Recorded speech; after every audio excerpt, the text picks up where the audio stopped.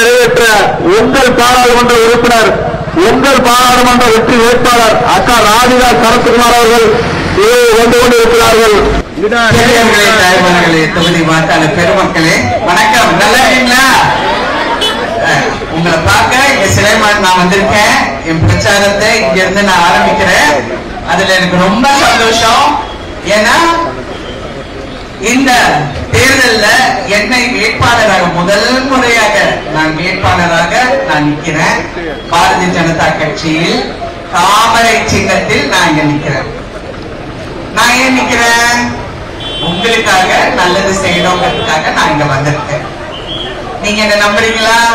நம்புறீங்க, ரொம்ப சந்தோஷம். ஏன்னா உங்க முகத்துல இருக்கிற சிரிப்பும் உங்க நம்பிக்கையும் எனக்கு ஊக்கத்தை கொடுக்குது. எனக்கு இன்னும் இன்னும் சிறப்பாக செயல்பட ஒரு தாக்கத்தை ஏற்படுது. நான் இவ்வளவு வருஷமா நடிச்சிருக்கேன், என்ன பிசினஸ் பண்றேன், எல்லாம் இருக்கு, குடும்பம் இருக்கு, பிள்ளைங்க இருக்காங்க, எல்லாரும் இருக்காங்க. இருந்தாலும் இன்னைக்கு பிரதமர் மோடிஜி அவர்கள் மறுபடியும் பிரதமராக வர வேண்டும் என்பதற்காக நான் இங்கே விருதுநகர் தொகுதியில உங்கள் வேட்பாளராக தாமரை சின்னத்தில் போட்டியிட இருக்கிறேன். இது பாராளுமன்ற தேர்தல், இந்த ஒரு தேர்தல் கிடையாது, மாநிலத்துக்காக இல்லை. அதனால யாரு சண்டை போட்டுட்டாலும் காதல வாங்கிட்டாங்க, திட்டுவாங்க, அரவங்கள்லாம் அதுதானே வேலை, கிட்ட வையத்திலே இருக்காங்க, என்ன செய்ய. ஆனா நான் அதை பத்தி எல்லாம் கவலைப்படல. எனக்கு இங்கே இந்த தொகுதியில நல்லது செய்யறதுக்கு இந்த வாய்ப்பை நீங்கள் அளிக்க வேண்டும் என்பதற்காக நாங்க வந்திருக்கேன். இதுக்கு முன்னாடி இதே இடத்துக்கு மாணிக்க தாகூர் தான் இங்க நின்று இருக்காரு. 2 முறை நின்று ஜெயிச்சிருக்காரு. நீங்க யாராவது பார்த்திருக்கீங்களா? பார்க்கலையா? இந்த பக்கம் வரலையா? அவரு வந்தது இல்லையா? என்ன இது கதை?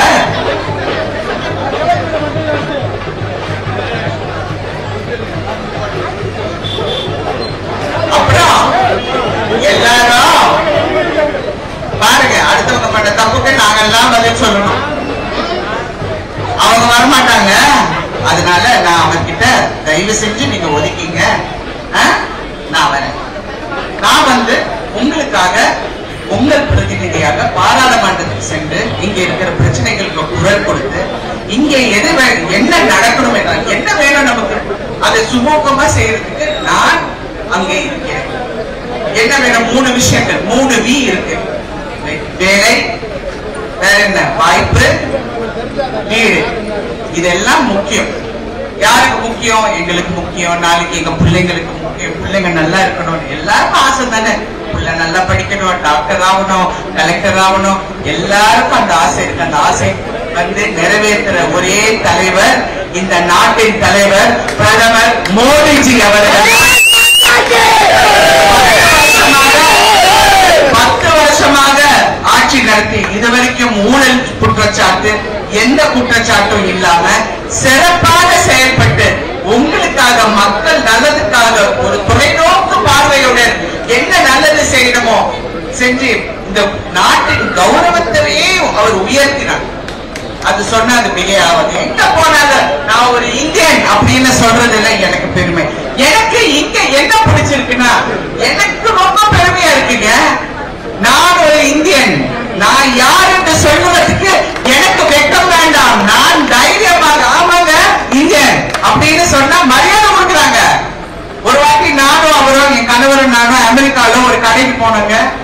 நானும் அங்க போய் அந்த கடையில போய் நின்னா யாரும் எங்களை என்னன்னு கூட பார்க்கல. என்னன்னா இவருக்கு சரி, இவருக்கு கொஞ்சம் கொஞ்சம் தான் நாட்டமைக்கு அப்படியே கீப்பமாக்கு.